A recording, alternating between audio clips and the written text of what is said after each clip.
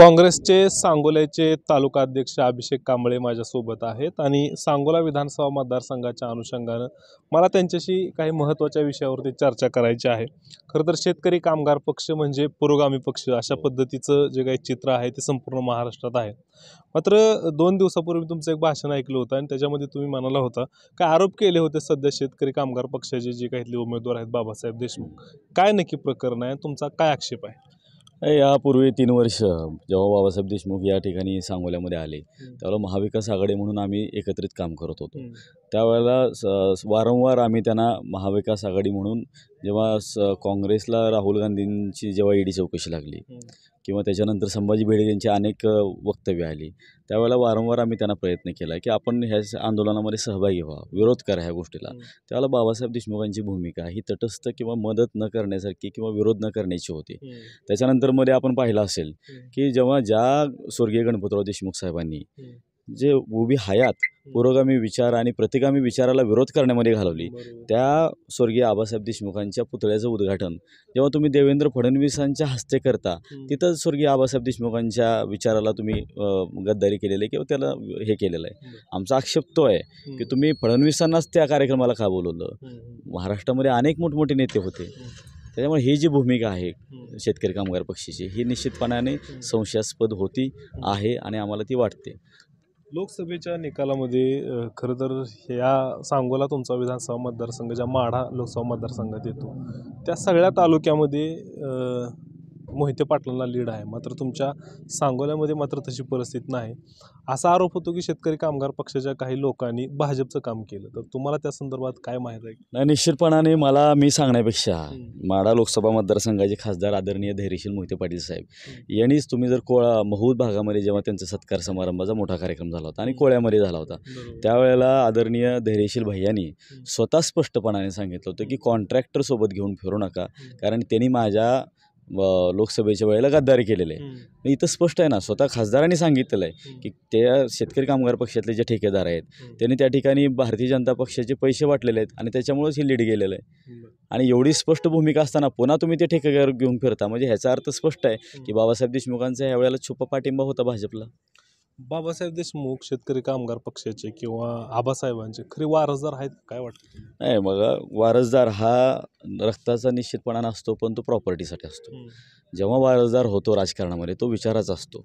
आपल्यालाही 2019ची लोकसभा आठवत असेल, त्यावेळेला छत्रपती उदयनराजे साताऱ्यामध्ये उभे असताना जनतेने उठाव केला आणि छत्रपती शिवरायांच्या विचाराचे वारसदार म्हणून त्या ठिकाणी पवारसाहेबांना प्राधान्य देऊन श्रीनिवास पाटलांना निवडून आणलं। हा महाराष्ट्राचा इतिहास आहे, महाराष्ट्र पुरोगामी आहे। ज्या वेळेला स्वर्गीय गणपतरावजी देशमुख साहेबांच्या विचाराची प्रतारणा तुम्ही करता, फडणवीसांना इथे बोलवता, लोकसभेला भारतीय जनता पार्टीला मदत तुमचे कार्यकर्ते आहेत, त्याच्यानंतरची अत्यंत म्हणजे लाजिरवाणी गोष्ट मधल्या काळामध्ये जेव्हा शेतकरी कामगार पक्षाचा मेळावा झाला आत्ता निवडणुकीच्या आधी, त्यावेळेला त्या मेळाव्यामध्ये भारतीय जनता पार्टीचे पंचे घालून कार्यकर्ते का उपस्थित होते ह्याचं उत्तर बाबासाहेब का देत नाहीत?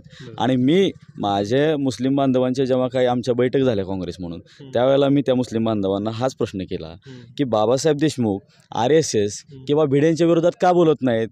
ते भाषणामध्ये त्यांची वक्तव्य काय आहेत? भीती घालण्याची की मुस्लिम धोक्यात आहे, जातीवाद होतोय। मग जातीवाद होतोय तर ह्या 3 वर्षामध्ये जातीवादाच्या विरोधामध्ये तुम्ही किती आंदोलन केली? महूदमध्ये सुनील कांबळे नावाच्या माझ्या भावंडाची हत्या झाली, त्या हत्येमध्ये मी स्वतः व्यक्तिगत डॉक्टर बाबासाहेब देशमुख यांना घरी जाऊन भेटून आपण या प्रकरणामध्ये लक्ष घातलं पाहिजे आणि SP ना आपण भेटूया किंवा फडणवीसांकडे जाऊन, राज्याचे गृहमंत्री आहेत तिथे एक आपण त्यांच्याकडे मागणी करूया, तुमचे संबंध चांगले आहेत। पण त्यावेळेला सुद्धा बाबासाहेबांची भूमिका ही स्पष्टपणाने मदत न करण्याची होती। त्याच्यानंतर त्या कुटुंबाला आर्थिक मदत करतो कारण उदरनिर्वाहासाठी आपण मदत करूया हे त्यांनी स्पष्टपणाने सांगितलं, पण महूदमध्ये 1,43,000 रुपयाच्या फटाके उडवले पण त्या दलित कुटुंबाला 1 रुपयाचीही मदत करण्याची भूमिका त्यांची राहिली नाही। हा जातीवाद नाही का? त्यामुळे बाबासाहेब देशमुखांचं जे वागणं आहे हे दाखवणं वेगळं। म्हणून मी भाषणामध्ये सांगितलं होतं की हे दिसतंय चिंचेचं पान पण खाल्ल्यानंतर लक्षात येते की हे चिलाराचं पान आहे, कारण ही लोकांची फसवणूक व्हायला लागलेली आहे। त्यामुळे मी आपल्या माध्यमातून शेतकरी कामगार पक्षाच्या कार्यकर्त्यांना अपील करणार आहे की निश्चितपणाने बाबासाहेब म्हणतात की 3 वर्ष या तालुक्यामध्ये भ्रष्टाचार झाला. मान्य आहे ना, भ्रष्टाचार झाला, मी मान्य करतो. पण भ्रष्टाचाराच्या विरोधामध्ये तुम्ही आंदोलन का उभी केली, तुम्ही किती तक्रारी केल्या. ह्या तालुक्यातला विरोधी पक्ष म्हणून शेतकरी कामगार पक्षाची प्रमुख भूमिका होती की तालुक्यामध्ये जिथं जिथं भ्रष्टाचार होतोय त्याच्या विरोधामध्ये आंदोलन करणं. मी स्वतः काँग्रेसचा तालुका अध्यक्ष असताना महूदमध्ये जे गटारीचं प्रकरण झालं, गटार निकृष्ट दर्जाची झाली, त्यावेळेला विधिमंडळामध्ये त्याच्या संदर्भात आवाज उठवला गेला. अमोल मिटकरी आणि राज्याचे काँग्रेसचे प्रवक्ते माननीय अतुल साहेबांनी त्या ठिकाणी बाईट देऊन आणि विधिमंडळामध्ये हा प्रश्न, मग सांगोल्याचा काँग्रेसचा तालुका अध्यक्ष जर एखाद्या गटारीचं प्रकरण विधिमंडळापर्यंत नेऊ शकतो तर मग एवढा तालुक्यामध्ये भ्रष्टाचार झाला, तुम्ही ह्याच्या विरोधामध्ये का तुम्ही एक साधा मोर्चा तरी किमान काढायचा. परंतु ह्यामध्ये ठेकेदार हा बाबासाहेबांचा मालक होता, त्याच्यामुळे बाबासाहेबांनी त्याच्यामध्ये दुर्लक्ष केलं जाणीवपूर्वक. सगळ्यात महत्त्वाचा प्रश्न, तुम्ही काँग्रेस म्हणून महाविकास आघाडी सगळी एकत्र आहात. इथं महाविकास आघाडीने 2 उमेदवार दिलेत, दीपक आबांना उमेदवारी दिलेली आहे आणि इकडं शेकापकडून बाबासाहेब देशमुख आहेत.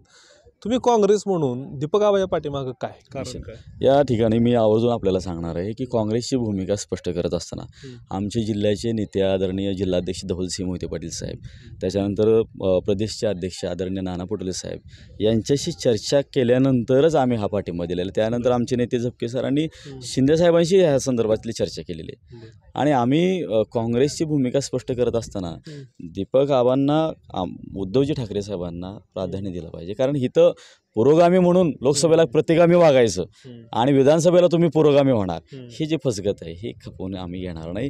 कारण जे राहुल गांधींच्या निवडणुकीमध्ये जे राहुल गांधींसोबत नव्हते, विधानसभेला आम्ही त्यांच्यासोबत असायचा प्रश्नच उद्भवत नाही.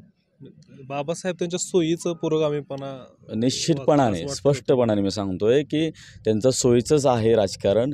त्यांचं राजकारणाची पद्धत, जे गोपीचंद पडळकर आल्यानंतर तुम्ही स्वागताला का जाता ह्याचं उत्तर द्या ना. भारतीय जनता पक्षाच्या कार्यकर्त्यांच्या स्वागत, नेत्यांच्या स्वागताला तुम्ही असता पुढं. आणि ह्याच्या पुढं माझं स्पष्ट मत आहे की आज बाबासाहेबांची भाषणं तुम्ही ऐका, बाबासाहेबांना कोणताही प्रश्न विचारा, त्यांचं एकच उत्तर असतं, गेली 55 वर्ष आबासाहेबांनी जनतेची सेवा केली. स्वर्गीय गणपतरावजी देशमुख साहेब हे उभे हयात आणि बाबासाहेबांना सगळा महाराष्ट्र ओळखतो. तुमचे स्लोगन काय आहेत? आबासाहेब, बाबासाहेब म्हणजे प्रति आबासाहेब. अहो, गणपतराव देशमुख साहेबांची उंची कुठं, तुमची कुठं? तुम्ही आबासाहेब देशमुखांची तुलना स्वतःची करूच कशी शकता? आबासाहेबांची उंची करण्याचं काम तुम्ही करायला लागलं, कमी करायला लागलेलं आहे. त्यामुळं आबासाहेबांचा सन्मान हा उभा महाराष्ट्र करतो. त्यामुळे तुम्ही त्यांच्याशी बाबासाहेब म्हणजे प्रति आबासाहेब हे आम्हाला पटणार नाही. आबासाहेब होते आणि ते अजरामर राहतील. काय होईल? निश्चितपणाने महाविकास आघाडी विजय होणार. दीपक आबा साळुंखे पाटलांची मशाल ही मुंबईमध्ये प्रचंड जोशात आणि धगधगती जाणार.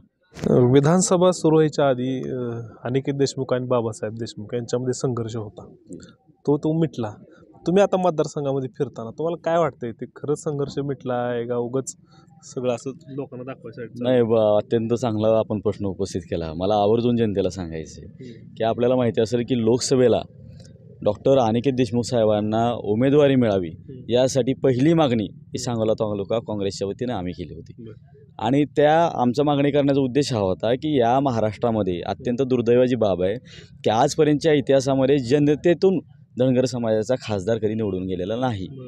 मग आम्ही मागणी केली होती की स्वर्गीय आबासाहेबांना जर श्रद्धांजली अर्पण करायची असेल तर या महाराष्ट्रातल्या धनगर समाजाला न्याय देण्यासाठी डॉक्टर अनिकेत देशमुखांसारखा उच्च विद्याविभूषित खासदार हा निवडून माढा मतदारसंघातून द्यावा, याच्यासाठी त्यांना उमेदवारी मिळावी ही मागणी प्रथमतः मी केली होती स्वतः.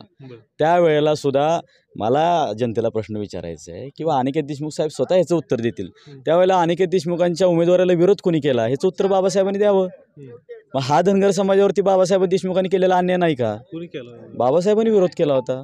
अनिकेत देशमुखांनी स्वतः मला त्या संदर्भात सांगितलं होतं. माझी त्यांच्याशी त्यावेळेला चर्चा होती. ते तर गेले होते पवारांना वगैरे भेटायला. पवार साहेबांनी ते भेटले, सगळे पॉझिटिव्ह होते त्यांच्या बाबतीमध्ये. परंतु अनिकेत भैयांना देऊ नका आणि विद्यमान खासदार जे आता आहेत त्यांना द्या ही भूमिका बाबासाहेब देशमुखांची होती. आमचं धैर्यशील भैयांबद्दल दुमत नव्हतं, त्यावेळेस धैर्यशील भैया पक्षामध्ये नव्हते.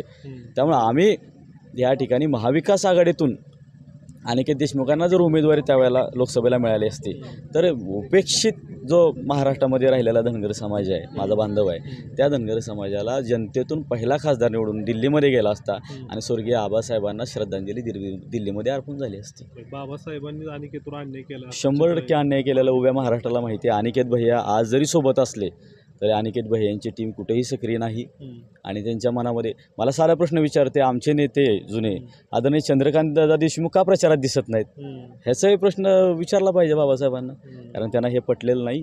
अनिकेत भैयांना त्यांच्यावरती हा दबाव जो टाकण्यात आला त्याच्यातून ते सोबत आहेत, हरकत नाही. भावासाठी भाऊ पाठीशी उभा राहायला हरकत नाही, पण आज जो तुम्हाला लक्ष्मण वाटतोय तो लक्ष्मण नसून विभीषण आहे हे सांगण्याचं काम सुद्धा शेतकरी कामगार पक्षाच्या कार्यकर्त्यांनी केलं. आम्ही सांगत होतो लक्ष्मण आहे म्हणून. म्हणजे एका बाजूला तुम्ही राम लक्ष्मणाची जोडी सांगता, अहो राम लक्ष्मणाची जोडी सांगताना जेव्हा राम वनवासाला गेले त्यावेळेला लक्ष्मण पाठीमाग आले. भरतानी त्या गादीवरती प्रभू रामांच्या पादुका ठेवल्या आणि राज्य केलं. तुमच्यासारखं 1 वर्ष भाऊ शिक्षण पूर्ण करायला गेला म्हणून सगळा मतदारसंघ नाहीच ढापला. त्यामुळं हे जी फसगत आहे आणि हे राजकारण फार काळ टिकणार नाही. मी बाबासाहेबांनी हीच विनंती करणार आहे आणि शेतकरी कामगार पक्षाच्या प्रामुख्याने माझी कार्यकर्त्यांना विनंती आहे, जरा थोडंसं आबासाहेबांचे विचार जपा.